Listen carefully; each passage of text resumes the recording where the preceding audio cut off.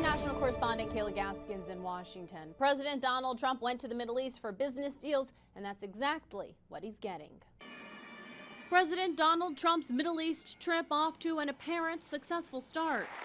On day one in Saudi Arabia, an announcement: the Saudis will invest $600 billion into the United States. We've seen wealth that just poured and is pouring back into America. Focused on energy security, defense, technology, and access to global infrastructure and critical minerals. Included in the deal, $142 billion for defense and security, allowing the Saudis to purchase state-of-the-art American-made weapons. You know, nobody makes military equipment like us.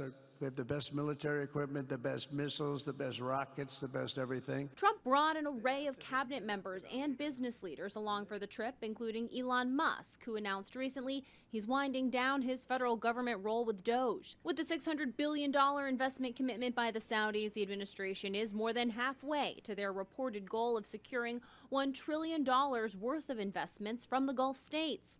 The Qataris are expected to invest $200 to $300 billion into America. Back in March, the UAE pledged $1.4 trillion of investments into the U.S. over the next decade. Also during his speech Tuesday, President Trump announcing he'll lift sanctions on Syria in order to give them a chance at greatness.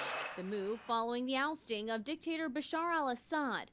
The request coming from Turkey's President Erdogan and Saudi Crown Prince Mohammed bin Salman. The sanctions were brutal and crippling and served as an important function, nevertheless, at the time. But now it's their time to shine. It's their time to shine. We're taking them all off. Trump will reportedly meet with Syria's new president on Wednesday. The geopolitical agenda largely taking a back seat on day one of this trip. President Trump maintains he wants to expand on the Abraham Accords from his first term by normalizing Saudi-Israel relations. Movement, though, on that front is highly unlikely while the war continues in Gaza. In Washington, I'm Kayla Gaskins.